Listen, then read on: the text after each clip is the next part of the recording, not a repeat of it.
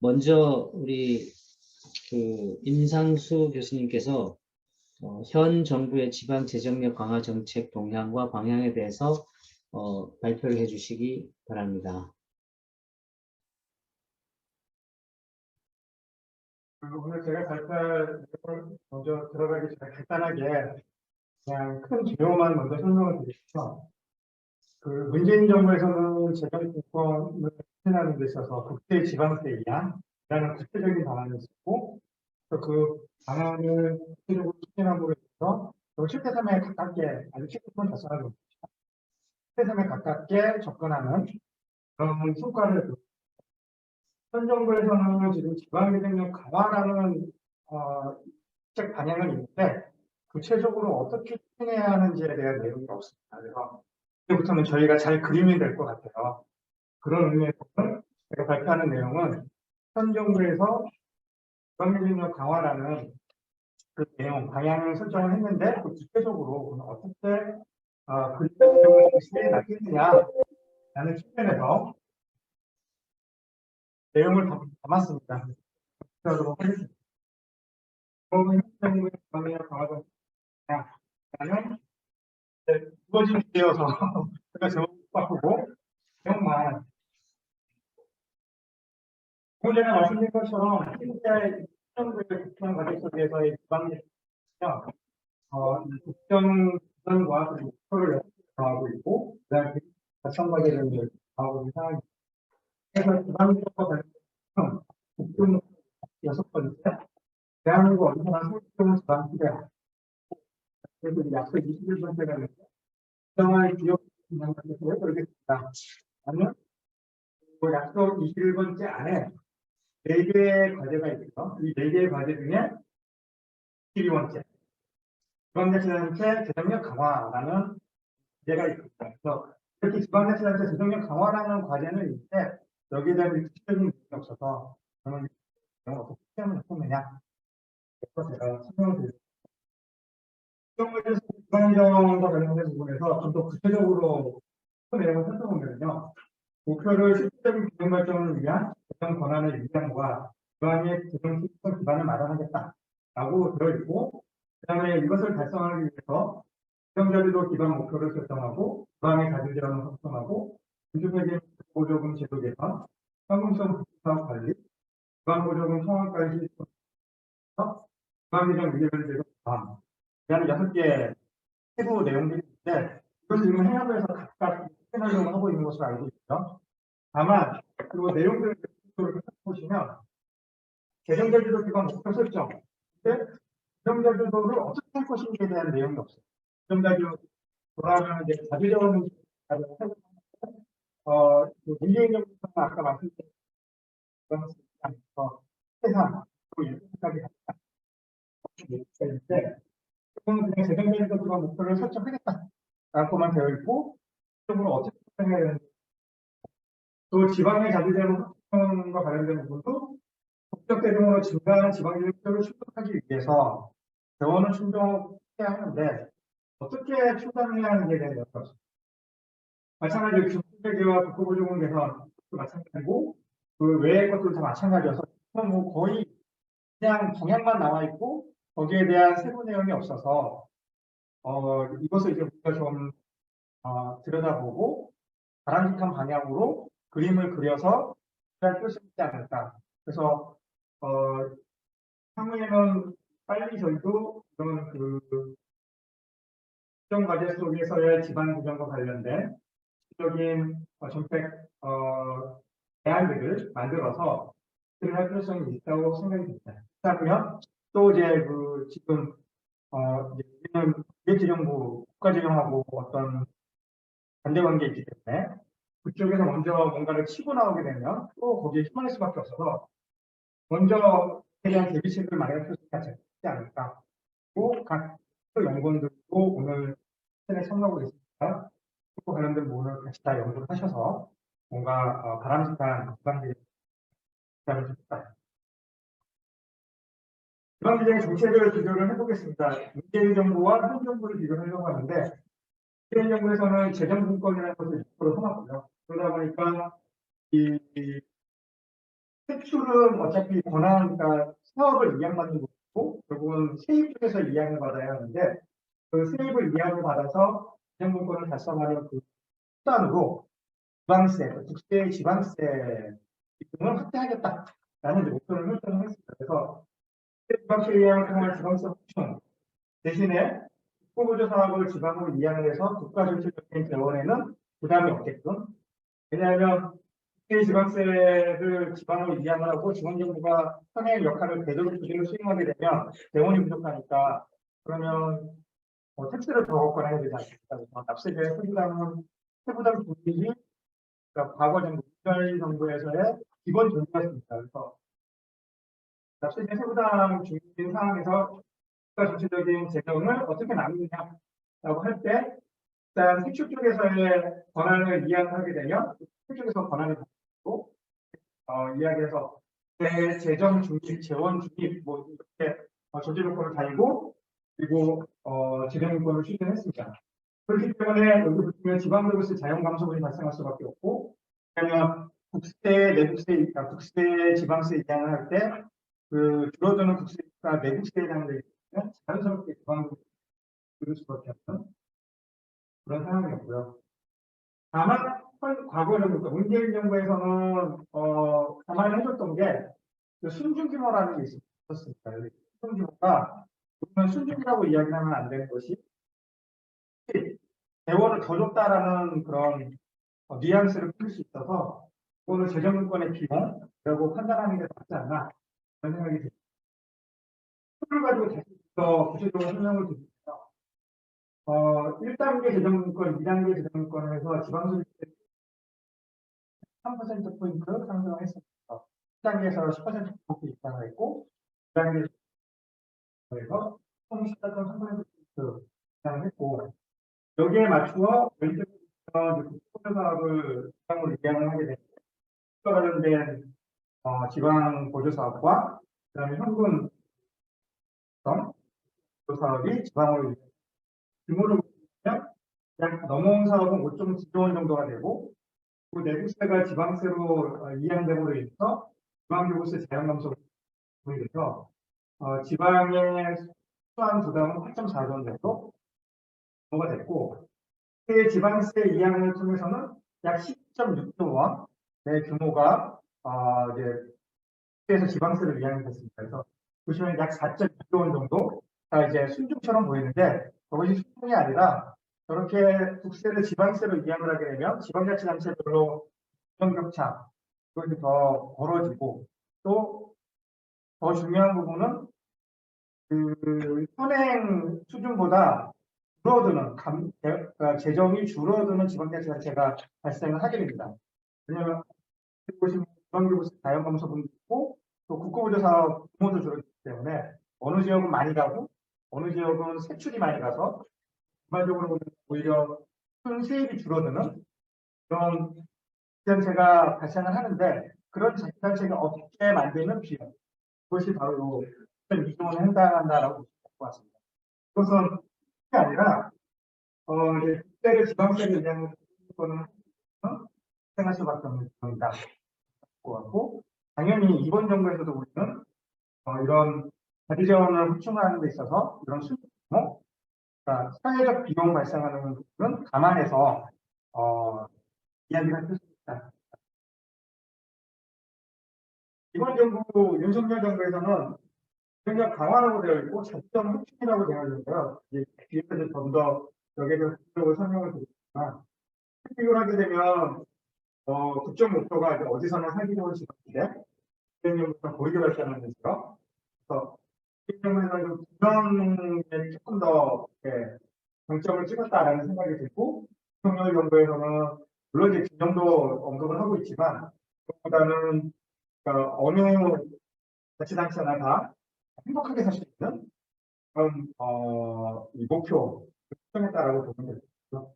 이 목표가 그래서 그 문재인 정부에서는 지방재정 자립을 설정을 했고 윤석열 정부에서는 재정력 강화 설정을 했습니다. 진행 목표가 그래서 달라졌는데 지방재정의 자립이다 보니까 국가로부터의 지방재정 자립이어서 세와 지방세의 비중을 확대하는 쪽으로 민주정부에서는 재정력 강화 부분인데, 그럼 실질적인 재정력을 강화하는 것이 무엇일까? 그러니까 재정 자립도가 있고, 그다음에 재정 자주도가 있잖아요. 근데 이런 것은 재정 자립도는 실질적인 재정력은 아니다. 그러니까 실제로 지방자치단체가 자립할 수 있는 재원, 그러니까 우리가 뭐 협의로 얘기하면 가용재원이라고 이야기하는 그것이 재정력과 연결가 되어 있다고 보고, 그래서 그 재정력을 강화하기 위한 목표가 뭐가 되겠느냐라고 했을 때, 그래서 이제 나온 용어가 이제 자주재원, 이라는 용어가 나왔고, 그것과 연계해서 재정 자주도라는 중간 목표를 설정이 됩니다. 그래서 문재인 정부에서는 뭐 7대3, 뭐 6대3 해서 그동안에 학자들이, 그래서 지방민영 학자들이 그 목표 수준을 받아들여서 수준대로 추진했어요. 그런데 이 윤석열 정부에서는 정책 목표가 재정 자주도라는 기준을 설정이 되어 있는데, 여기에 대한 목표가 그동안에 우리도 제시를 못했고요. 그래서 아직까지 없는 그런 상황이다. 라고 확충 방안은 당연히 문재인 정부에서는 지방도 확충이고, 윤석열 정부에서는 법률 관 이 국가 재정 전체 전반적으로 봤을 때 어떻게 자주재원이든 그다음에 자체재원이든 어떻게 국가로부터 재정권을 더 강화할 수 있겠느냐라고 할 때 이 그래프를 보면 좀 쉽게 이해할 것 같은데요. 국가재정의 규모가 이렇게 크게 있고, 국가재정의 규모의 중앙정부지정과 지방지정 국가재정이 되지 않습니까?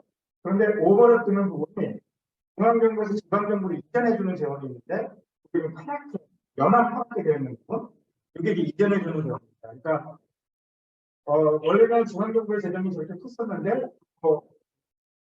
연한 부분을 이제 지방 재정으로 이전해주는 부분인데, 그것이 그냥 뭐 이전해주는 게 아니라 지방 자치단체가 그만큼 더 일을 많이 하는 거죠. 그러니까 그 일을 더 많이 하기 때문에 그 일에 필요한 재원을 재정을 통해서 그런 형태가 되는데, 개인 정부에서는 더 재정으로 넘기는 그것이 아니라 지방 정부의 자체 세입 중에서도 지방세를 확충하겠다라는 쪽에 이제 관심을 가진.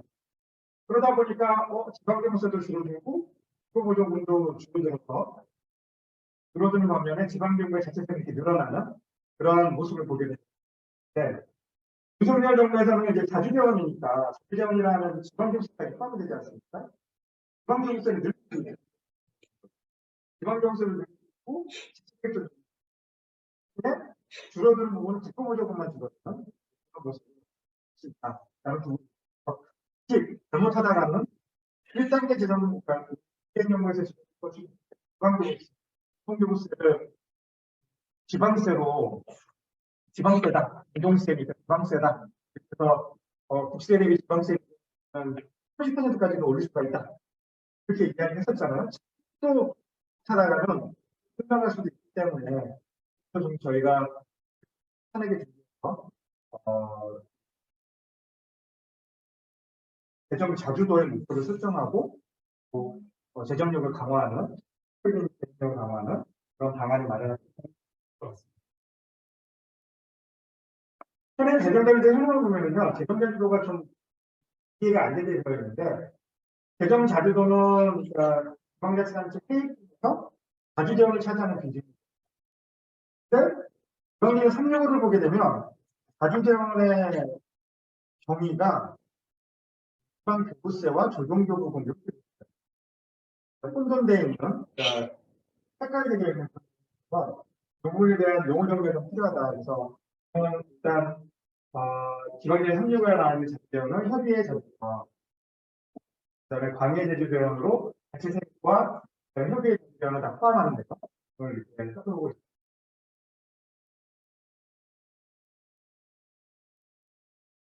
재정자주도의 문제점은 지금 말씀드린 것처럼 첫 번째 문제점은 자주재원에 대한 정의가 명확하지 않기 때문에 자주재원에 대한 정의를 광해 자주재원으로 맞춰서 설정할 필요성이 있다 생각이 듭니다.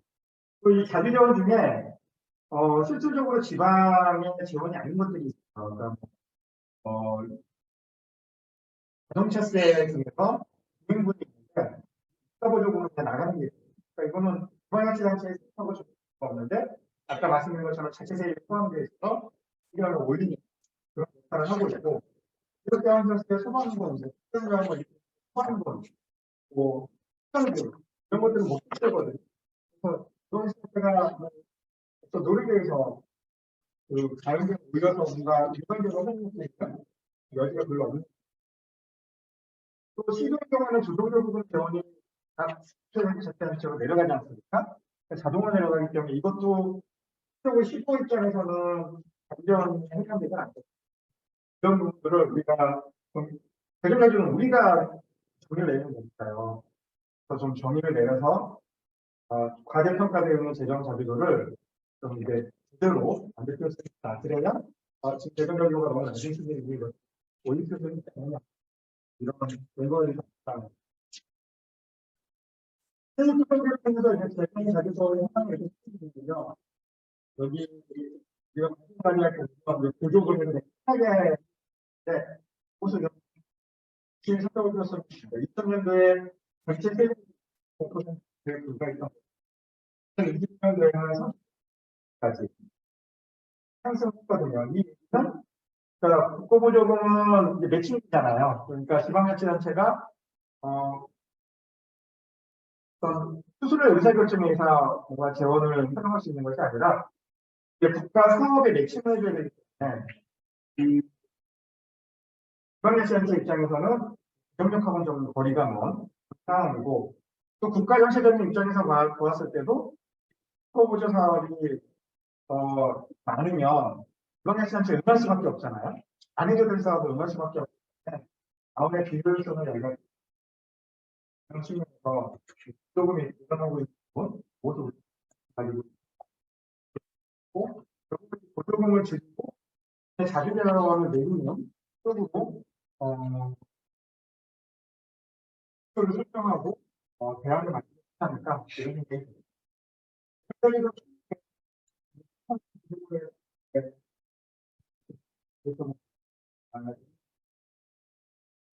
그리고 결산 기준으로 보게 되면 지금 10%밖에 안 돼서 제 생각으로 올릴 수 있다라는 생각이고 2019년도 지방분리세 4%인데도 크게 퍼센트포인트를 인상했는데도 불구하고 거의 이렇게 큰 차이가 없어서요. 대중자료를 어떻게 올릴 수 있을까? 그러니까 이 얘기는 결국은 국고사업이 그만큼 더 넘어왔다는 얘기죠. 그래서 그런 측면에서 관심을 가지고 협의의 자주재원 기능을 보니까 아까 말씀드렸던 이제 보통교부세, 그러니까 지방교부세와 교정보조금을 협의의 자주재원이라고 했는데 협의의 자주재원의 기능을 봤더니 형평화 기능을 잘 수행하고 있다라고 그런 결과가 나오더라고요. 그래서 이 자주재원, 협의의 자주재원은 향후에 형평화 기능으로 활용할 수 있는 그런 기능으로 개편을 해볼 수 있지 않나 이런 생각이 들고요. 그것도 이제 뭐 진계속으로 하는 국내에서 활동을 묻고 자, 그래서 이제 이런 것들을 다 살펴봤을 때 그러면 앞으로 어떻게 하면 좋겠느냐라고 했을 때 현 정부의 일단 정량 목표가 재정자주도의 목표를 설정하는 부분이 있습니다. 재정자주도의 목표를 90% 설정하는 필요성이 있다.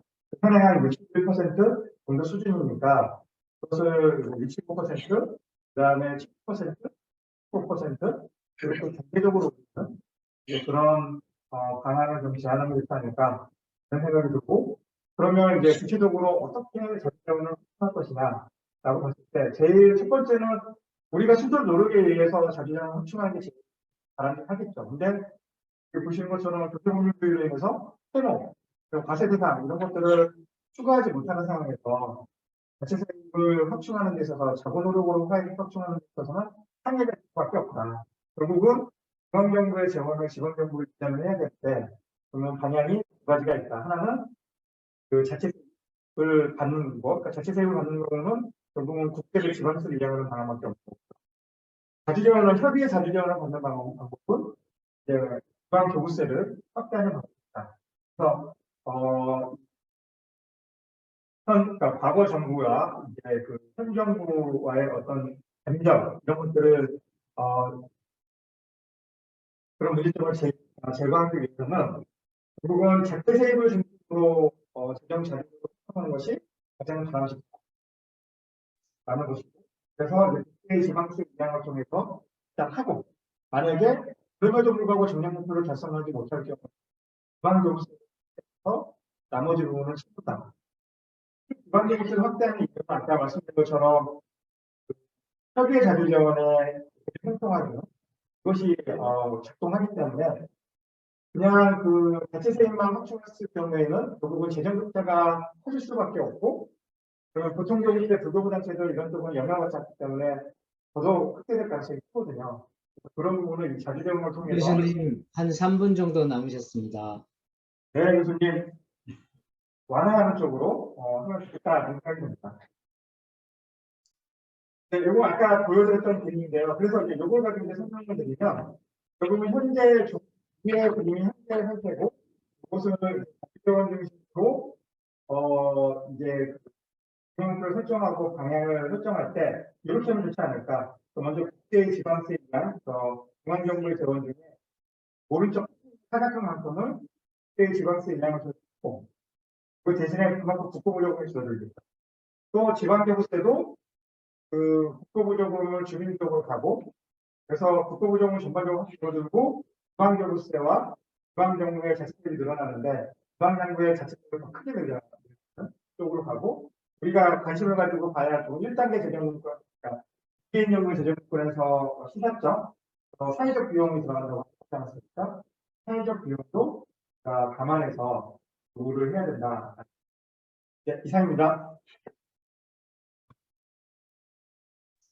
네, 시간을 정확하게 지켜주셔서 너무 감사드립니다. 이어서 바로 최정우 박사님께서 지역 균형 발전을 위한 지방 소멸 대응 기금의 효과적 운영에 대해서 발표해 주시겠습니다.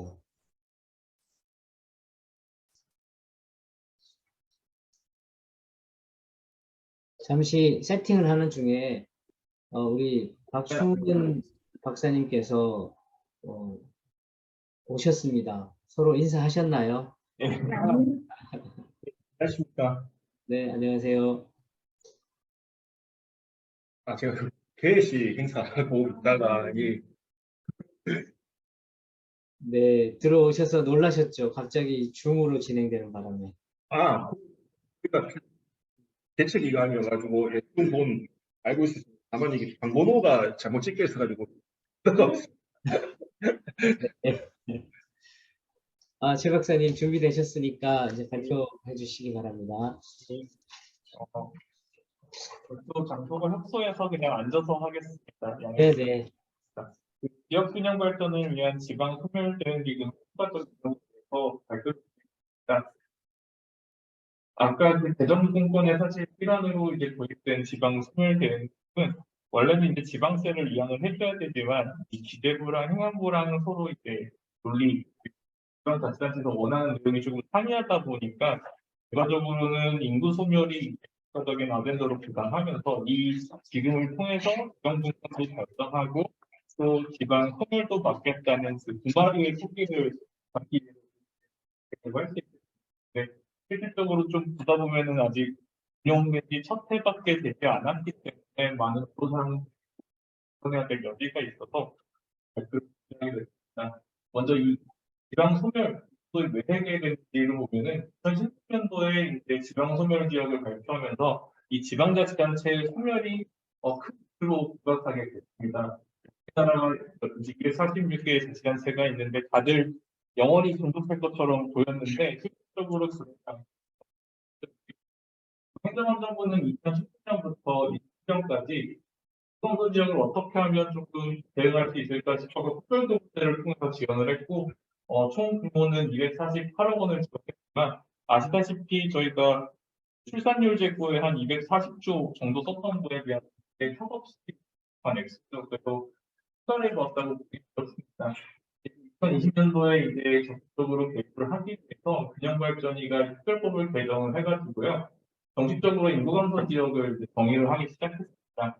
보시면은 인구감소 지역에는 애석하게도 특별시가 제외되어 있습니다. 그래서 오늘 자리를 받은 서울연구원의 서울 같은 경우에는 인구가 사실 요새 최근 들어서 초등학교도 폐교하고 고등학교도 폐교하고 이런 식으로 나오고 있음에도 불구하고 지원받기 조금 어려운 점이 있어서 이 부분도 나중에는 사실은 어떻게 보면은 불합리한 부분이 될 수 있지 않을까 생각을 했습니다.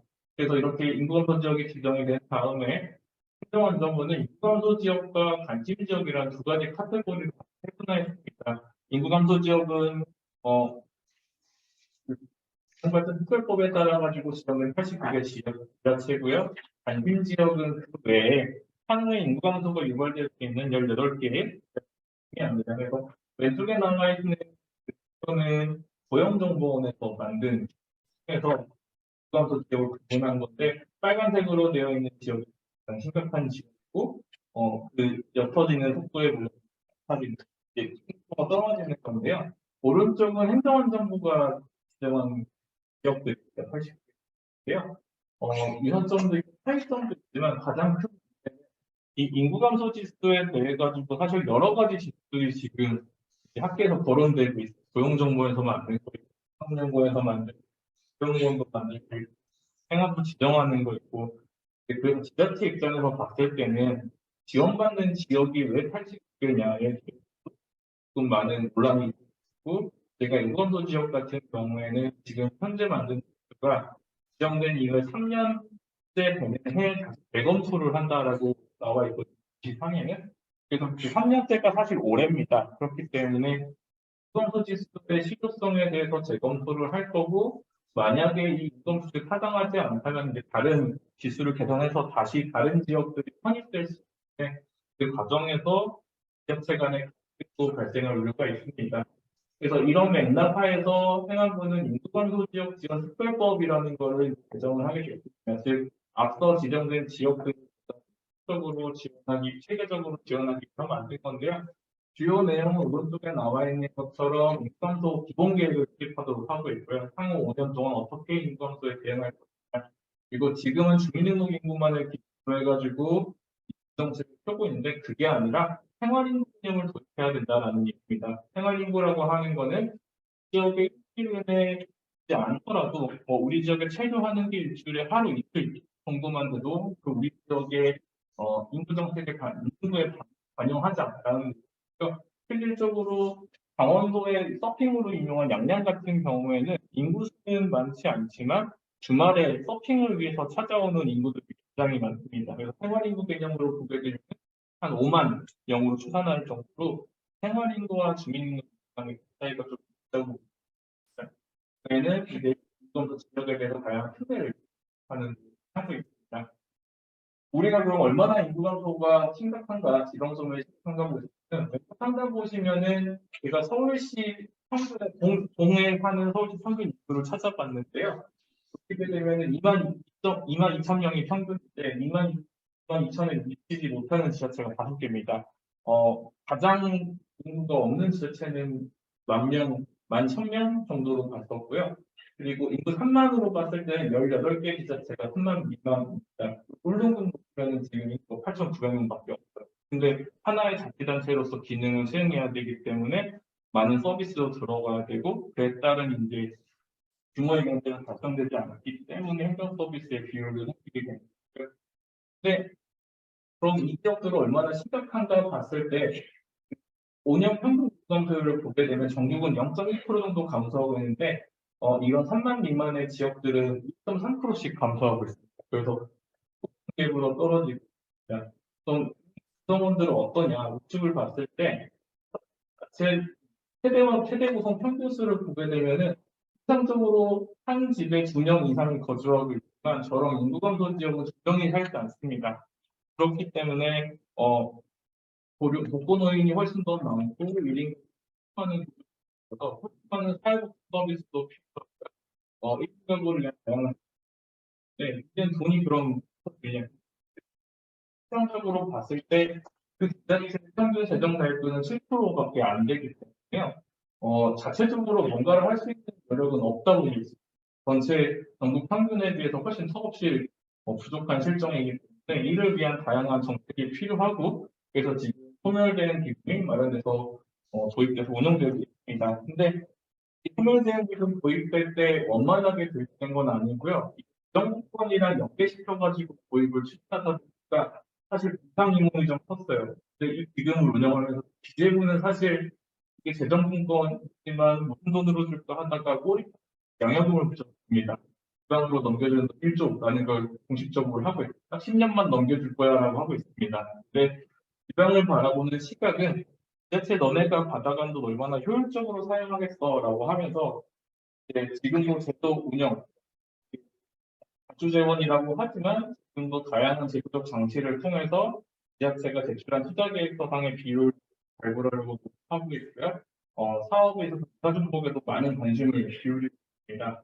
이 기금을 실질적으로 많이 관리하고 있는 행정감정부 입장에서는 이 기금은 재정분권의 기금입니다. 하지만 부분에서 사업을 추진하는 부분에 있어서는 상당히 비효율적으로 할 거라는 우려를 굉장히 많이 갖고 있고요.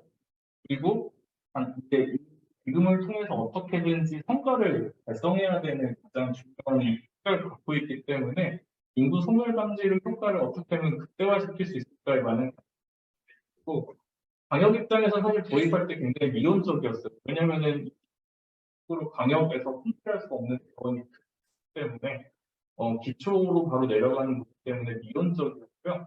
그래서 기초기금에 대해서 감속할 수 없다는 부분, 방역기금에 대해서는 자주지원이라는 인식이 많습니다. 기초에서는 당연히 기초기금은 내 돈, 당연히 받아야 될 돈이라고 생각하는데 이 방역기금은 또 지방보조금으로 내려가거든요. 기초로 내려갈 때는. 또 지방보조금법의 규정을 받기 때문에 사실 자주재원이지만 자주재원이지 않은 그런 성격이고 이 관련된 이해관계자들이 굉장히 다른 생각을 하면서 재원을 운영하고 있고 하고 있다고 합니다. 소멸된 기금은 지방자치단체 기금관리법에 따라서 이루어지고 있고요. 현재 기금은 감소와 관련된 실태계만 사용할 수 있도록 목적을 박아두고 있는데 이게 재정분권의 일환으로 내려가다 보니까 자주재원이라는 부분도 엄청나게 강조를 합니다. 근데 목적재원이면서 자주재원이라는 목적재원은 사실은 사용 목적에 대해서 통제를 하게 되고 그들도 관리해야 되는데 자주재원이라는 특성 때문에 또 관리하기가 쉽지 않고요. 또 자주재원이지만 목적재원이기 때문에 이제 뭐 전용을 하거나 뭐 이월을 하거나 하는 부분에서도 지자체가 자유롭게 쓸 수 있는 부분이 아니거든요. 그래서 아직 지자체랑 관리 방식이랑 이런 부분에서 혼란을 좀 겪고 있습니다. 이거는 한시적으로 주어지는 총 10년 동안 10조 원인데 매달 1조 원씩 일반 회계에서 행안부 세부 사업으로 돈을 넘겨주고 행안부가 지방자치단체 조합인 지역 상생발전기금 조합에 넘겨줘서 지자체에 이제 배분하는 방식으로 이루어지는데 제가 소속되어 있는 한국지방재정공제가 이 기금의 위탁 기금 관리 기관으로 지정되어 가지고 현재 위탁 관리를 하고 있습니다. 근데 여러분들 잘 아시다시피 지방으로 내려가는 주택 발전을 위한 재원들이 사실 여러 개가 있습니다. 소멸된 기금은 인구적에 특화되어 있지만요. 이와 유사하게 이제 상생발전기금도 있고 균특회계도 있습니다. 세 가지 재원이 있는데 사실 관리 부채랑 그 관리의 재원이랑 이런 부분은 굉장히 상이하지만 문제는 이게 지자체로 내려갔을 때 사업 추진을 봤을 때는 물론 상생발전기금의 전환보존계정 같은 경우에는 이 이양에 대한 기존에 국가에서 하던 사업을 이양받아가지고 하는 분야가 좀 차이가 있지만 재정지원계정이나 아니면 국회의 다른 계정이랑 사업만으로 봤을 때는 사실 차별성을 확보하기가 조금 어려운 부분이 굉장히 다 혼재되어 있고 사업 내용이 이상하기 때문에 항상 이 소멸재원기금은 기존에 있던 재원이랑 어떤 차이가 있어요라는 지적도 많이 받고 너무 유사중 재원이 아니냐라는 그런 시각도 많이 있습니다. 기금 구조를 조금 살펴보시면은 이제 광역기금으로 2,500억이 지어지고 매년 기초로 7,500억이 지어지는데요. 광역으로 내려가는 건 시도에 안분을 합니다. 인구 감소가 조금 심각한 지역에 더 많이 배분되고 그렇지 않은 지역의 공식에 따라 다 배분이 안 되는데 서울이랑 세종만 배분이 안 되고 나머지 지역은 일단 다 같습니다. 경기도 같은 경우에는 5억밖에 내려가지 않기 때문에 사실 5억이 매우 적은데 사실 시작에선 똑같이 써야 돼서 경기도나 수도권에서 매우 필요하고요. 서울 같은 경우에는 초반에 이 기금 만들 때 서울도 인구가 지금 감소하고 있어요. 1,000만이 깨졌어요. 서울도. 그래서 감소하고 있는데 왜 서울은 되지 않느냐라고 해서 정식적으로 공문도 발송하고 그렇습니다. 기초 같은 경우에는 지금 평가를 통해서 주고 있고요. 저희 기관에서 이제 기초가 제출한 투자 계획서를 바탕으로 해서 이제 기금을 배분하는데 95%는 인구 감소 지역 89개 지역에 배분을 하고 관심 지역 인구 감소 위험도가 조금 낮은 지역에는 조금 덜 배분하는 방식입니다. 기금 운영은 저희 공대에서 별도 기금 만들어서 하고 있고요.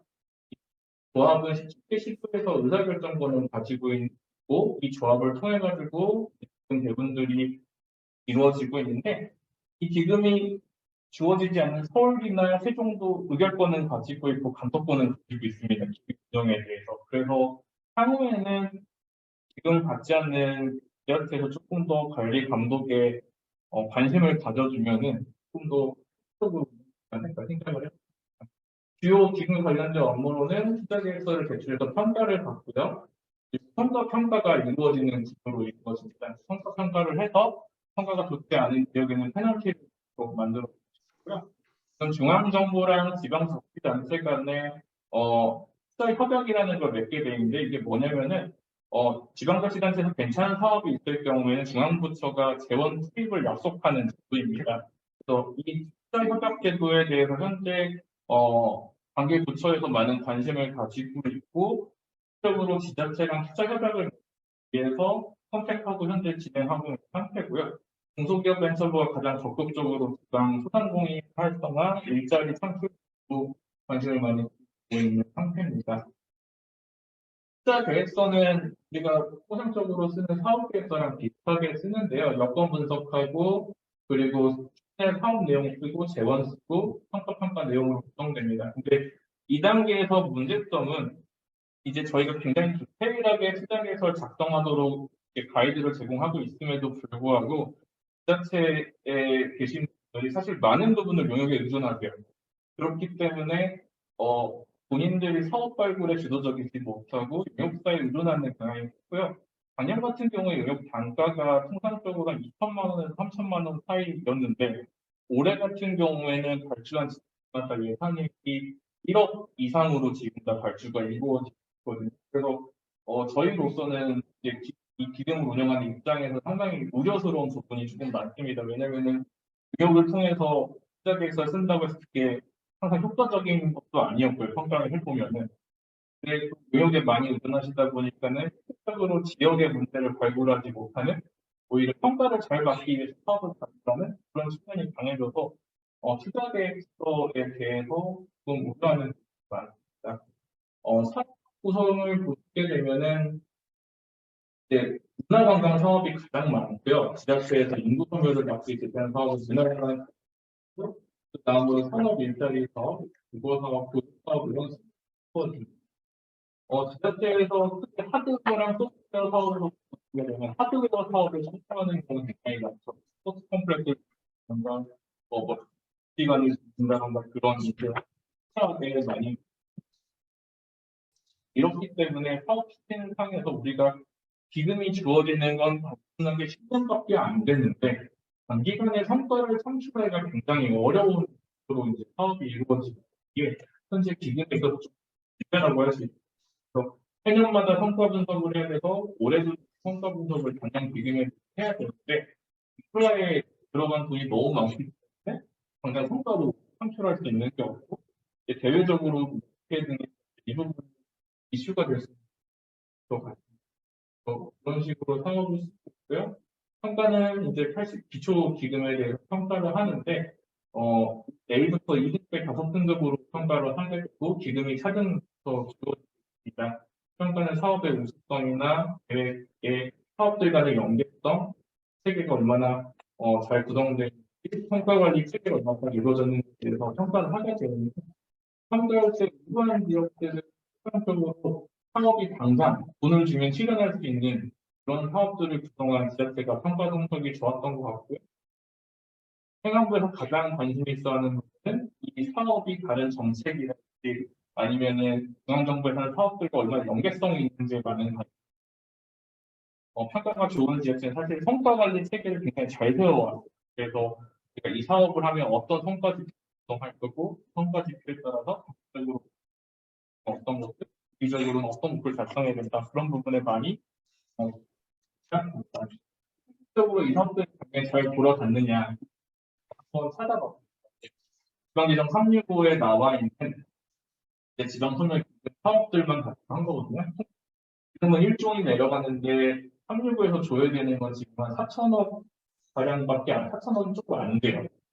사업들만 가지고 일단 봤는데 사실 집행 현황으로 봤을 때는 30% 6% 정도 왔다 갔다 합니다. 그래서 작년에 돈을 다 쓰게 했는데 사실 작년에 돈을 9월 달에 줬기 때문에 여력이 없었죠. 왜냐하면 지자체 입장에서는 3차 추경을 통해 가지고 사업 편성이 하게 된 10월이고 10월에는 새로운 사업을 실시안 나오기 때문에 없었다. 이제 30% 정도 일단 썼고요. 사업 포션을 봤을 때도 많이 썼다고 볼 수 있지만 실질적으로 기초란 방역으로 구성해가지고 돈을 쓴 걸 다시 풀었습니다. 물론 이게 전체 사업을 대상으로 한 게 아니기 때문에 정확하지는 않다고 할 수 있어요. 들어간 지역 사업 수도에 몸미치기 때문에 정확하지는 않지만 대략적으로 추세를 본다면은 방역은 어쨌든 돈을 내려보내면 그만이거든요. 그래서 내려보내는 건 거의 다 했어요. 90% 정도 달성해. 기초는 사실 돈을 거의 못 썼습니다. 그래서 22년 사업은 사실 거의 추진되지 못했다 보는 게 맞고요. 3년에 이제 예정인데 그래서 기금이 본래 목적을 달성하기 위해서는 또 집행을 했어야 됐으나 현실적으로는 다 집행하지 못하고 아직 돈이 그대로 남아있는 형태라 일단 1차년도 사업에 있어서 성과를 확인하기는 어려운 부분이 있다라는 거고 물론 기금이 도입된 첫 해이기 때문에 다양한 문제들이 있지만 어떻게 향을 좀 끌어가면 좋을까라고 생각을 첫째로는 제일 중요한 게 성과관리 체계가 명확하게 마련돼야 됩니다. 현재로서는 지자체도 기금을 받아가는 거에만 관심을 가졌고 성과 분석을 수행하고 있지만 아직 성과를 것도 제대로 나와 있지 않아서 성과에 대한 관심이 많이 적습니다. 근데 문제는 이 기금을 주는 기관이나 관리하는 기관이나 대외적으로 국회나 다 이 기금 10조를 통해 가지고 소비를 최대한 억제할 거라는 기대감에 지금 돈을 주고 있고 지자체에 대해서 약간 편향된 시각을 갖고 있기 때문에 단기간에 이 기금에 대해서 성과가 나타나지 않게 된다면 굉장히 어려운 기금의 존속에 있어서도 조금 문제가 되지 않을까. 그래서 이 성과 관리를 어떻게 해 나가는지, 기간 모니터링을 어떻게 하고 성과 분석을 어떻게 해야 될지에 대한 관심이 필요하고 이 기금을 운영하다 보니까 굉장히 많은 제도가 얽혀 있습니다. 또 다양한 정책들과 엉켜 있기 때문에 이런 지역 특성을 고려한 사업 추진, 그러니까 단순히 잘된 지자체 투자 계획서에 있는 사업을 베끼는 게 아니라 자기 지역에 진짜 필요한 사업을 어떻게 발굴하고 또 주민들의 호응을 어떻게 이끌어내고 사업이 안착될 수 있는지에 대해서 굉장히 많은 고민도 필요하고 또 중앙부처와의 협력도 필요하다고 할 수 있습니다. 현재 이 집행에 있어서 집행에 대한 계획이 사실 많이 없습니다. 이게 아까 보시다시피 목적 재원이기도 하고 자주 재원이기도 하고 국고보조금 같기도 하지만 또 국고보조금이 아닌 재원입니다. 그렇기 때문에 지금 어떻게 사용하고 또 어떻게 사업 변경을 하고 이런 부분들이 아직 펴져 있지 않기 때문에 그러한 부분에서 정책적으로 많은 보완이 좀 필요할 것 같고요. 마지막으로는 이제 지자체 책임성입니다. 이게 지자체마다 처음에 기금이 주어지면 이게 특별한 돈이라고 생각하는데 시간이 많이 지나면 이건 내 돈입니다. 물론 이게 재정분권의 일환으로 주어지는 거기 때문에 당연히 내 돈으로 볼 수 있는 게 맞다고 생각은 하는데 인구 감소를 위해서 특별하게 마련된 재원이란 통상 책임성을 갖고 써야 됩니다. 근데 앞서 말한 것처럼 집행관리나 아니면 집행 절차들이 아주 미비하기 때문에 지자체가 마음만 먹으면 투자 계획서와 상관없이 돈을 쓸 수 있는 다양한 수단들도 많습니다. 그래서 어떻게 하면 이 기금을 책임성 있게 운영할 수 있을까를 고민해야 되고 사실 현실적으로 제일 중요한 거는 지방재정 제도랑 인구감소 이 기금이 아니 지방 소멸된 기금이랑 여러 가지 부분들이 많이 제도들이 얽혀 있습니다. 예를 들어서 중앙부처와 협력사업과 국고보조가 이 소멸기금 어떻게 관계를 풀어갈지 그리고 이제 만들어지는 인건소 기본계획과 어떻게 풀어갈지도 고민을 해야 되고 지방재정 제도와 관련해서 교부세와 인구감소 이 기금 간에 어떤 관계를 바꿔야 되고 또 어떻게 특례를 지방 보조금으로 지금 방역에서 돈이 내려가고 있는데 기금 관리를 꼭 보조금과 동일하게 처리를 해야 돼요. 그리고 우리가 인프라 구축을 할 때는 사업의 경우 사전공사를 받게 되는데 예타를 거치고 하다 보면 시간이 오래 걸려서 기금을 못 쓰게 돼요. 그래서 이런 부분에 대해서 유감소 지역에 특례를 주는 것이 맞을지 아니면 그냥 그대로 다른 병원과 동일하게 인테리를 해야 될지 이런 부분에 있어가지고 사실은 지속적인 연구나 제도 보완이 그쪽으로 이루어져야 될 것 같습니다. 이상으로 발표 마치겠습니다. 네, 최 박사님, 발표하시느라고 수고 많으셨습니다. 시간을 지켜주셔서 감사드리고요. 이제, 이제 세 분 토론을 하셔야 되는데요. 먼저 저희 서울연구원에서 가장 먼 곳에서 오신 분부터 먼저 토론을 하시는 게 좋을 것 같아요. 오시느라고 고생하셨으니까. 그러면 박충훈 박사님께서 두 분 발표하신 내용에 대해서 코멘트를 해주시거나 뭐 이렇게 발전 방안에 대해서 말씀해 주시면 고맙겠습니다. 예. 시간은 어느 정도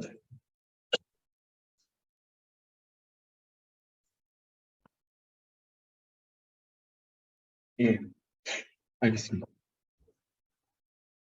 반갑습니다.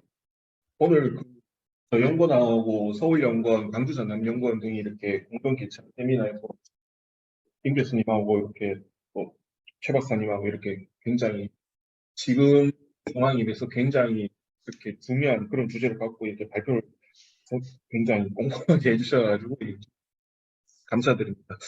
약간 좀 패션 외적인 말씀을 드리면 사실 제가 좀 멀리서 오긴 했지만 제가 개최 기간에서 왔기 때문에 그거는 죄송합니다. 아니 그리고 뭐 말을 너무 말씀드리면 꾸며 나서 오늘 이거는 저희 세션에 관련 있는 건 아닙니다만 한 개 연구원에서 발표를 공동으로 개최하는데 서울연구원에서 한 분도 발표를 저 연구원에서 발표를 하거든요. 그리고 개시에 가보니까 저 연구원 사람이 제일 많아요. 저 연구원 행사인가 이거 뭐 그런 생각이 좀 들었습니다. 예. 먼저 김 교수님께서 말씀해 주신 자주도에 말씀드리면 제가 임 교수님한테 뭐 딴 게 아니고 지금 지난 정부 때는 어떤 재정 국가의 방향이 뭐 이게 뭐 다수의 문제점이 있다 없다 뭐 이런 논란과 별개로 굉장히 방향은 그래도 좀 분명하게 제시됐던 것 같습니다. 뭐 이게 뭐 약간 어떤 제도적인 다른 장치가 있긴 했지만 기본적으로 지방세를 강화한다. 그래서 이 지방세 강화라는 걸 통해서 자율성과 책임성을 동시에 강화한다라는 그런 포커스가 있었던 것 같은데, 근데 지금 정부에서는 뭐 어떤 그 정도의 어떤 구체적인 방향성이나 어떤 로드맵 같은 거 보이지 않고 이제 물론 재정 자주도라는 개념이 이렇게 지가 되고 있긴 합니다. 근데 제가 이렇게 조금 뭐 드는 생각은 뭐냐면 아마 이번 정부에서 재정 자주도라는 개념을 꺼낸 게 물론 제가 실질적인 뭐 어느 정도의 의도 수준까지를 목표로 하는 건지는 모르겠지만 기본적으로 재정 자주도라는 것은 지방자치단체가 뭐 기본적으로 그래도 좀 실질적으로 마음대로 쓸 수 있는 돈의 수준을 높여주겠다라는 그런 의미에서 재정자주도라는 개념을 꺼낸 것 같은데, 근데 사실 지방자치단체 입장에서는 실질적으로 내가 쓰고 싶은 대로 쓸 수 있다라는 것은 단순히 뭐 이렇게 지방세하고 세 수입을 중심으로 자립도를 하느냐 아니면 여기다가 일반 재원인 보통교부세까지 더해서 자주도를 하느냐에 따라서 세출 측면에서 지방이 자기 의지하고 상관없이 무조건 태워야 되는 돈, 그러니까 뭐 이를테면 뭐 기초연금 등을 포함해서 국가복지사업 자부담분 같은 거 있지 않습니까? 지방자치단체는 정책 재량이 전혀 없지만 사실 돈을 태우고 있는 이 부담을 어떻게 통제하느냐, 그게 더 중요하지 않느냐 생각이 듭니다. 사실 지방세가 계속 지방세입 계속 신장되고 뭐 보통교부세가 더 내려간다고 하더라도 그 이상 수준으로 뭐 기초연금 자부담분 수준이 늘어나면 어떻게 보면 이제 실질적으로 쓸 수 있는 그런 가용재 재원의 그건 오히려 더 떨어지거든요. 저희가 이제 작년에 저희 연구원에서 이제 2040년까지 그 장기 재정 전망을 했는데 뭐 상대적으로 경제적으로 좀 좋은 시나리오 있고 나쁜 시나리오 있지만 모든 시나리오에서 실질적으로 쓸 수 있는 돈의 수준이 낮아지는 걸로 나왔었어요. 그게 뭐냐면 뭐 다른 이유도 있지만 제일 핵심적인 게 이 국가복지 자부담도 특히 초연금 부담이 계속 는다는 거. 뭐 물론 우리나라 같은 경우는 이제 모든 지역에서 고령화 수준이 높아지고 있지만 부산이 특히 심하거든요. 뭐 지방세도 명목 기준으로 한 뭐 3, 4% 매년 는다고 하더라도 기초연금은 뭐 평균 7% 가까이 늘면 사실 뭐 크게 오히려 실질적으로 좀 이런 문제에 좀 포커스를 두고 이번 정부의 좀 재정 분권인지는 모르겠습니다만 어떤 지방 재정 정책이 좀 방향성을 갖고 이루어졌으면 좋지 않느냐.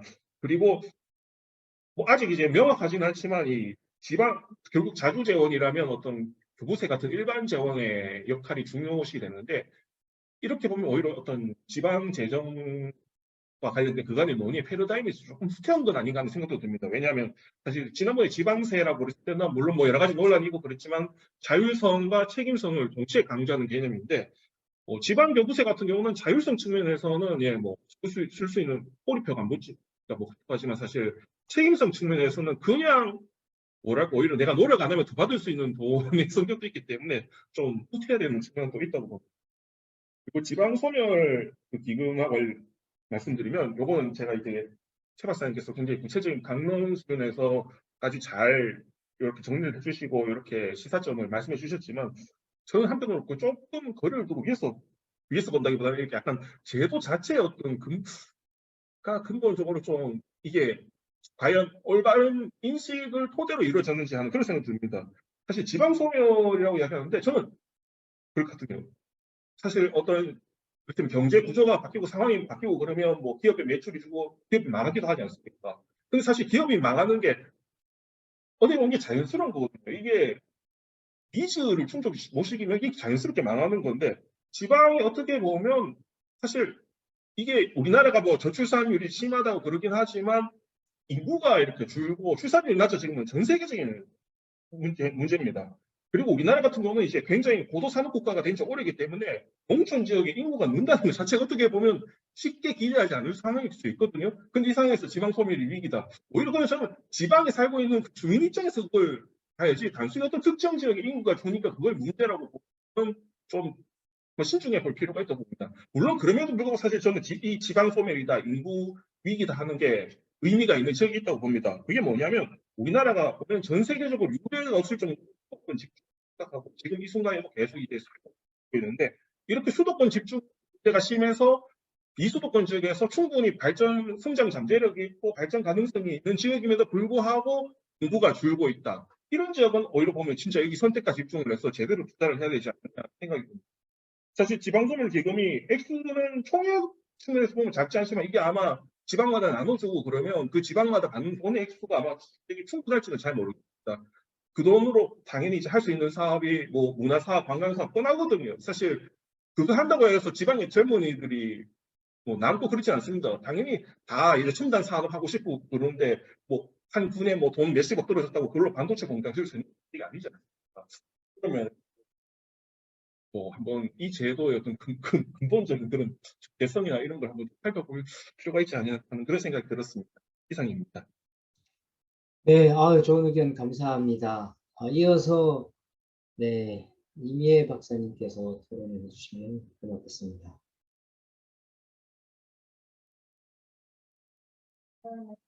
1년 동안 사실은 사람을 만났는데 이번 을 통해서 새로운 제도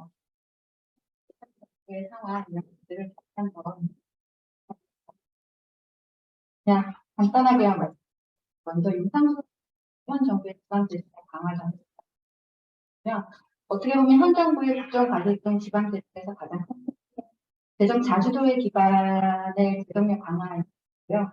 재정 자주도를 기반으로 지방 재정을 강화한다는 것이 현재 이런 재정 구조의 현실에서 자치집의 확충에 한계가 있기 때문에 이런 재원, 일반 이전 재원을 포함하여 확대하는 것인데 그런 경우는 이제 자치 재원과 이전 재원의 특성을 명확한 다음에 강한가 재원의 수련 방안이 이루어져야 할 것 같다라고 생각을 했고요.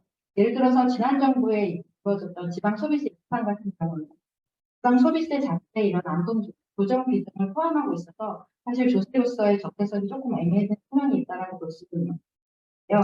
그래서 큰 틀에서는 이런 지방세는 조세에 대한 적대성이 높아지는 그런 자체를 확충하는 방안이 만들어지고 그 다음에는 이제 나머지 이제 지방 교부를 통해서 조정 기능을 강화를 한 후에 이런 자주도를 기반으로 재정 강화를 이루어지는 하지 않을까 생각을 했고요. 이거는 그런데 페이지 보면 진입 연동 효과를 같이 같은 경우는 이제 소득 효과가 전국가를 그러면 이제 상주세를 부과하지 않기 때문에 자주재원의 지출이나 자주재원이 아닌가 생각이 되고 또 어떻게 보면 한편으로는 조정기금이 잘 기능을 하지 않았던 게 아닌가 싶기도 보면 이런 이제 광역자치단체로 한번 조정기금도 다시 한번 검토할 필요가 있지 않을까.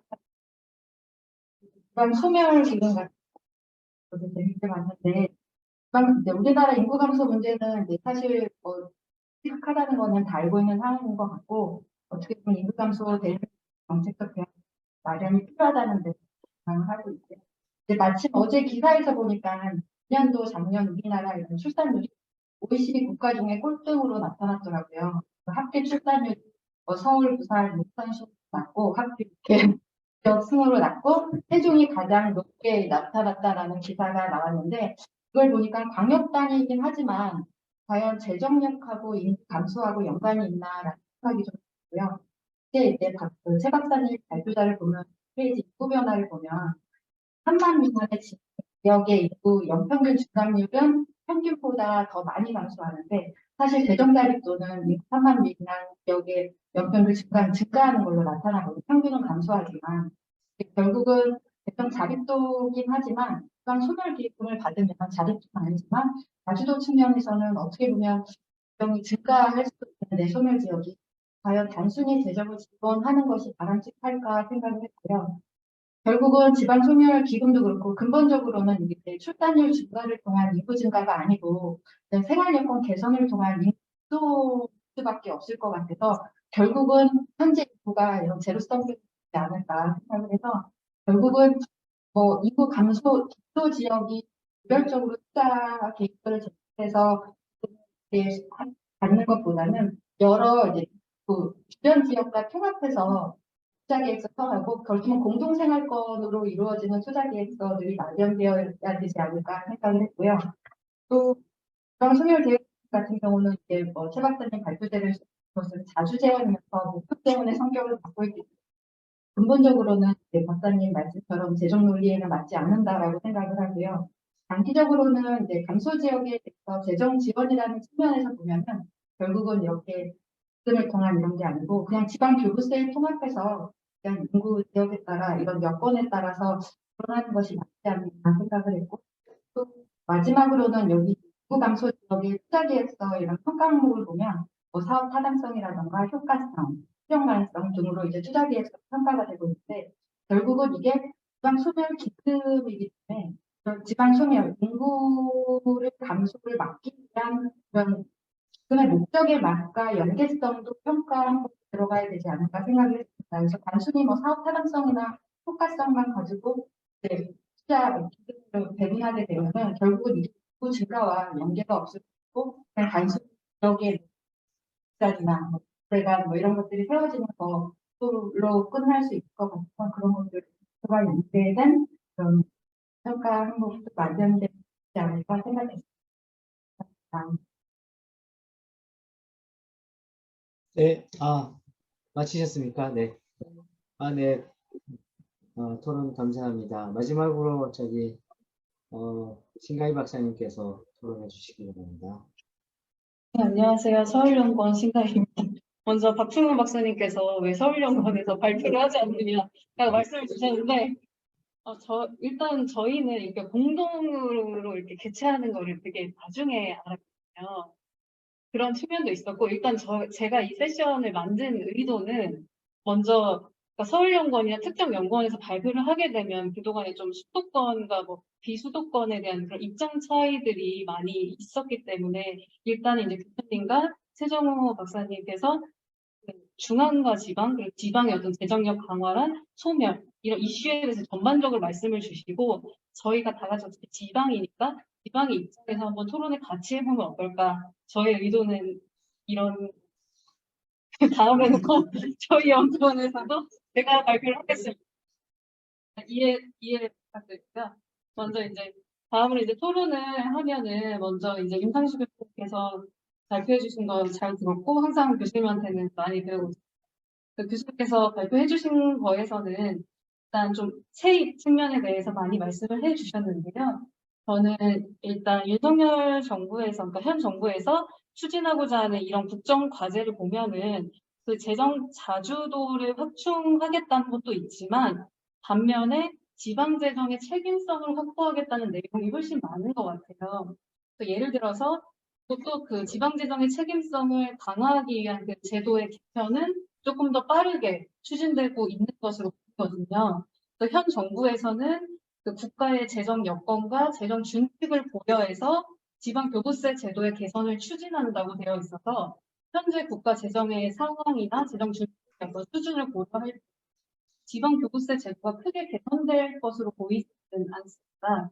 근데 반면에 그러니까 올해부터 그 현금성 복지 사업에 대한 분류를 한 걸로 알고 있고 이에 따라서 이제 현금성 복지 사업의 현황을 행안부에서 이제 파악을 하고 그거 이제 지방재정 위기관리 지표로도 좀 관리할 걸로 생각하는 걸로 했는데요. 또 이제 작년 9월에 그런 지출 재구조화라든지 아니면 사전 관리 강화, 그리고 사후의 건전성 평가처럼 사전, 사후의 다 평가나 관리를 강화하고 또 이제 지방자치단체의 어떤 채무 수준까지 그 행안부에서 조정할 것으로 보여서 이런 세입 확충 측면보다는 지방재정의 책임성 확보가 너무 강화되고 있는 것이 아닌가 이런 우려가 듭니다. 또한 이제 지방재정의 자율성은 점점 낮아지고 있는 동시에 또 책임성을 강화하는 게 윤석열 정부에서 하고 있는 그 지역 주도의 균형 발전과는 조금 거리가 멀다고 생각이 듭니다.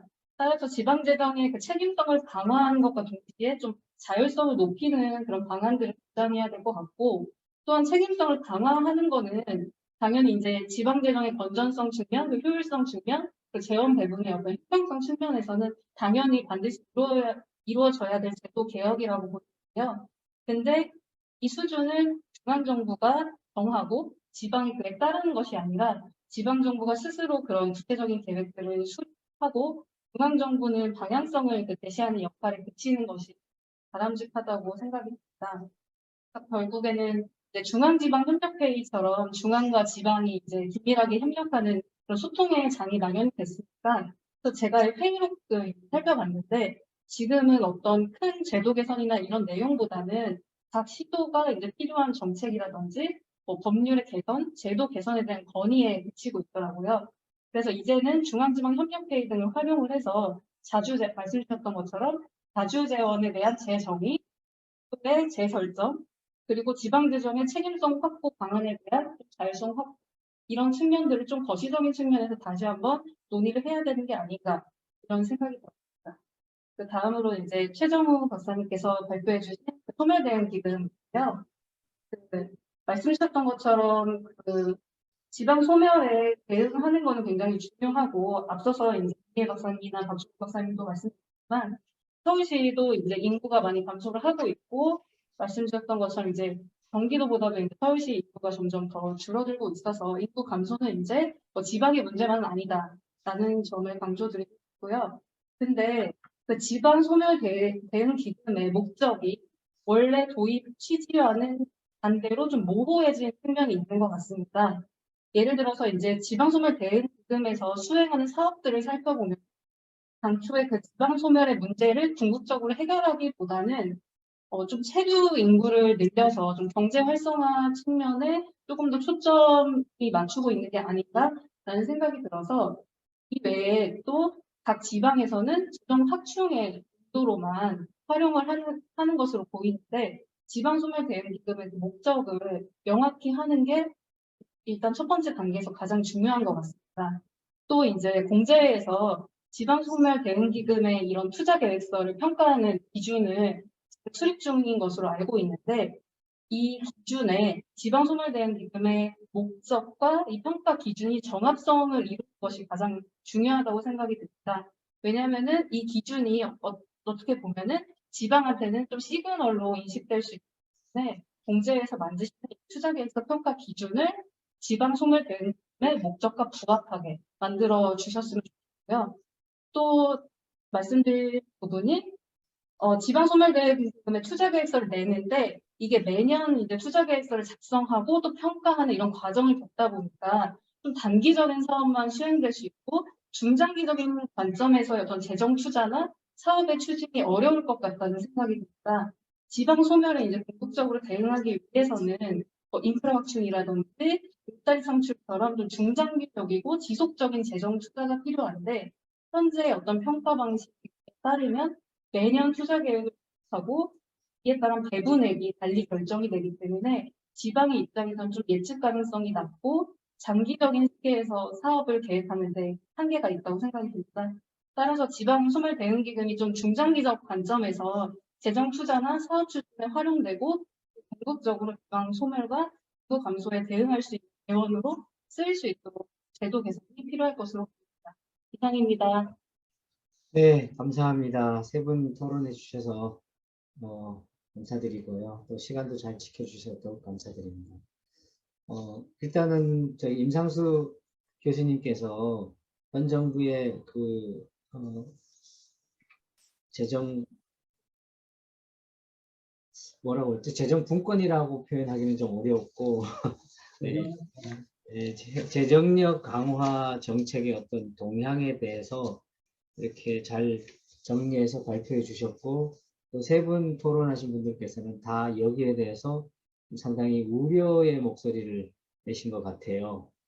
저도 이와 비슷하게 다른 세 분 토론자 분들과 비슷한 생각입니다. 왜냐하면 전 정부에서는 어쨌든 이제 국세의 지방세 이양 그리고 더 크게는 연방제 수준의 어떤 지방 분권을 추구하면서 그것을 이루기 위해서 국세의 지방세 이양이라는 재정 분권의 큰 어떤 추구 방향을 설정해 줬는데 지금 정부에서는 어쩌면 그런 분권의 방향은 없는 것 같아요. 다만 이제 그 행안부의 역할 또는 기능이 굉장히 강화되는 그런 느낌을 많이 받습니다. 왜냐하면 재정력 강화하면 결국 이전 재원이죠. 보통교부세를 얼마나 더 많이 내려줄 건가, 또 내려줄 때 얼마나 형평성 있게 내려줄 것인가라는 것을 고민할 수밖에 없고, 그러다 보면 이제 전국에 있는 각 시군 자치구뿐만이 아니라 뭐 광역자치단체에서도 재정이 좀 열악한 데는 행안부를 향해서 이렇게 목매달 수밖에 없는 그런 상황이고 행안부는 그것을 즐기는 것 같아요. 그래서 뭐 분권은 없는 어떤 집권석에서 지방 재정력을 강화시키는 그런 입장이 현 정부가 취하고 있는 게 아닌가라는 그런 걱정이 좀 들고요. 그다음에 두 번째로는 이제 지역 소멸 대응 기금의 어떤 그 효과적 운영을 위해서 우리 최정호 박사님께서 잘 말씀해 주셨고 또 세 분 토론자들께서도 최 박사님하고 비슷한 관점에서 이렇게 그 개선 과제로 뭐 성과관리 체계를 잘 구축하고 투자 계획서 잘 반영하고 여러 가지 이제 기타 등등 제도 개선안을 마련했는데 방안을 마련해서 이렇게 좀 토론에서 제안해 주셨는데요. 저는 조금 이 지역 소멸 대응 기금도 약간 좀 걱정스러운 것 같아요. 왜냐하면 그동안에 우리 지방교부세, 뭐 균특회계, 뭐 우리 상생발전기금, 기타 등등, 또 교육부에서는 또 뭐 RIS, 지역선도대학, 지역혁신선도대학 사업들, 뭐 기타 등등 여러 가지 이제 지방을 더 잘 살게 하기 위한 노력들, 그러면서 재원을 많이 내려주곤 했는데 이 사업들이 성공한 사업들이 별로 없는 것 같아요. 그런 점에서 보면 이것도 그냥 작전속의 태풍 혹은 용두사미로 끝나지 않을까. 심지어는 각 지방자치단체에서 몇십억, 조금 몇백억 이렇게 내려줘서 과연 지역 소멸에 제대로 대응할 수 있을까? 이게 언발의 오줌 누기가 아닌가? 또는 밑 빠진 독에 물 붓기가 아닌가라는 그런 생각이 좀 많이 들었어요. 이게 앞에 그 임상수 교수님 그 발표 주제와 이 주제를 합치게 되면 결국은 재정 자주도든 재정 자립도든 그 열악한 자치단체에 지역 소멸 기금이 더 많이 내려가게 될 텐데, 그럼 거기에 좀 더 많은 재원을 준다고 한들 그 지역의 인구가 늘어날 것 같지도 않고요. 그 지역이 좀 더 살기 좋은 동네가 돼서 출산율이 늘어나거나 또는 생활 인구가 유입되거나 그럴 가능성이 그렇게 크지 않을 것 같아요. 그렇다면 우리 박충훈 박사님께서 말씀하신 것처럼 자연스러운 현상으로 보고 그동안에 이제 과대하게 수도권 과밀이나 어떤 특정 지역에 과밀화되고 있고, 그러면 거기서부터 비롯된 각종 사회적 문제로 인해서 인구가 감소되고 또 출생률이 낮아지고 하는 그런 상황에서 이제 우리 사회가, 우리 전국의 각 시군 자치구에서 살고 있는 사람들이 제정신을 차려서 균형을 찾아가는 그런 노력들이 아닌가라고 한다면, 오히려 시군이 자연스럽게 인구가 감소되면서 통폐합이 자연스럽게 일어나고, 그 통폐합 안에서 또 집중화, 지역에 집중화가 있잖아요. 그 어떤 시나 군이 통폐합된다면 어떤 조금 더 나은 지역으로 사람들이 더 몰리게 될 수도 있는 거고, 그렇게 되면 그 몰리는 집중화된 지역의 공공 서비스를, 각종 공공 서비스를 좀 더 강화시켜주는 방향으로 지역 소멸 기금이, 대응 기금이 사용되는 것이 더 낫지 않을까라는 그런 생각도 저는 이 두 논문을 읽으면서 한번 생각해 봤습니다. 지금 저 개인적인 생각이고요.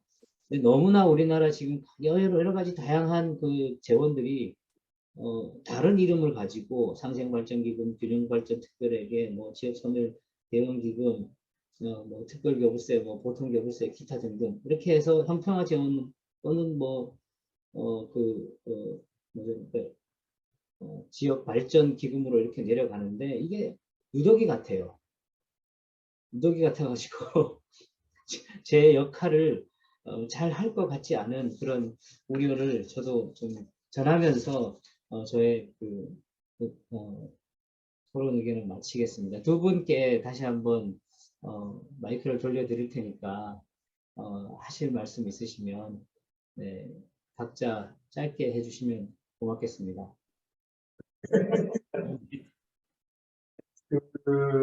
제가 지금 이야기한 부분은 우리나라는 내용들이 우리가 실질적으로 뭔가를 설정이 있다는 얘기한 거고,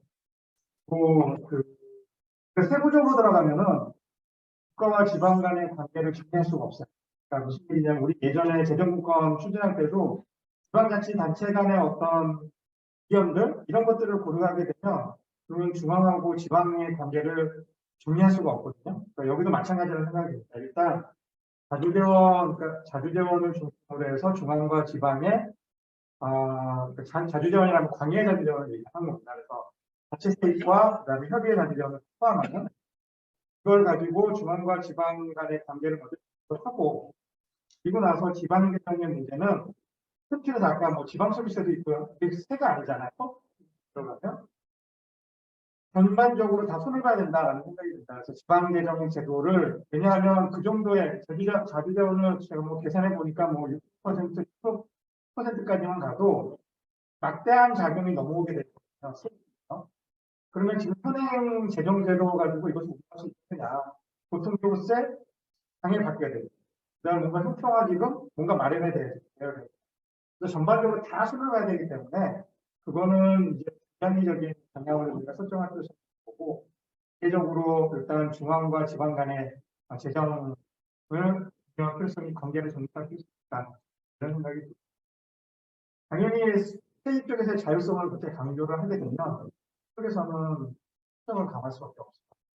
그거는 당연한 거고, 저도 지방 소멸 대응 기금과 관련해서는 목적이 좀 애매하다는 생각이 들어요. 왜냐하면 이게 그 인구를 더 확충시킬 것이 목적이냐. 제가 보기엔 그거보다는 작용을 해결하는 쪽으로 하는 게 맞다. 인구가 많이 빠져나간다는 얘기는 거기에 어떤 서비스를 제공하는 비용 자체가 올라갈 수밖에 없어요. 그러면 그런 쪽을 어떻게 생활에서 불편함을 느끼는 어떻게 해결시킬 것이냐. 그거 맞춰야 맞지 않나라는 생각이 듭니다. 그 지방 소멸과 인구 소멸의 정의가 내려지지 않는 상황에서 어떤 지역을 정하느냐 이거는 이견이 많을 것 같아요. 지방 소멸은 도대체 그러면 뭐가 지방 소멸? 인구 소멸은 그 빵이 될 때까지 가면 또 인구 소멸이냐? 뭐 이런 정의가 명확하게 내려지지 않나 어렵다는 생각이 듭니다. 네, 감사합니다. 최 박사님. 네. 저는 짧게 이제 뭐 주신 고견 잘 반영할 거고요. 다만 이제 저희가 지금 다 광역시에 대표하는 연구원에서 모였기 때문에 발표문에 담을 수 없는 내용을 짤막하게 말씀드리면은 지금 못 사는 형제들을 위해서 수도권에서 이렇게 돈이 내려가는 걸 바라보고만 있는데 그럼 우리는 바라보고만 있어야 되느냐에 대해서 관심이 많으실 거고 제일 큰 관심이 서울시일 거예요.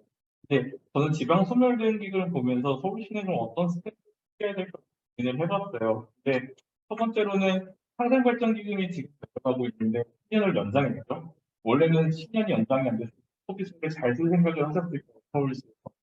그럼 일부라는 재원이 더 추가로 이제 배분되고 있는데 상생발전기금이 주어지거나 균형발전 특별회의가 주어지거나 아니면 보통교육대 통계를 통해 갖고 인구 감소 지역의 많은 지역이 내려가는 것에 대해서 서울시의 세입 증가분, 자연 증가분과 비교를 해서 부분에 대해서 뭔가 지금 제도 고쳐야 되지 않나라는 걸 주장하는 게 어떨까라는 생각을 해봤고 그때는 이제 생활인구 개념이 법을 통해 가지고 관철되고 있는 시점이에요. 서울에서 주중에 생활하더라도 주말에 양양 가서 생활하고 그것도 다 인구로 카운트되는 거고 그러면은 반대로 서울로 들어오는 생활인구도 분명히 있겠죠. 주말에만 늘어나는 생활인구도 공공기관에 내려가시는 분다 서울에 가지고 있거니까 주말에 생활인구가 지방의 재정이랑 연결됐을 때 어떤 시너지가 날지 고민해라는 생각도 했고 세 번째는 89개, 107개 지자체에서 다양한 사업들을 하고 있고 문화관광 사업도 있지만 워케이션 사업, 뭐 몇 개월은 지방에 내려가서 일하고 몇 개월은 서울에서 일하고 또는 뭐 학교 간의 연계해서 몇 개월은 한 학기는 지방 학교에서 배워보고 서울로 돌아오고 이런 다양한 서울 수도권과 연계된 사업들도 의외로 많거든요. 그 사업들을 통해서 조금 더 시너지를 확보할 수는 없을까 이걸 통해 가지고 마지막으로는 재정의 문제를 꼭 재정으로만 풀어야 될까? 다양한 재정 지원들이 내려가고 있다면 비재정 지원, 뭐 수도권에 있는 규제랄지 다양한 다른 재정과 무관한 제도들을 이번 기회를 통해 가지고 해소할 수 있는 모멘텀을 마련할 수 있지 않을까? 그런 쪽으로 많은 관심을 기울이면은 골고루 잘 사는 나라를 유지하는데 모두가 윈윈할 수 있지 않을까 생각해봤습니다. 이상으로 마치고. 네, 감사합니다. 수고 많이 하셨습니다. 감사합니다. 감사합니다. 어?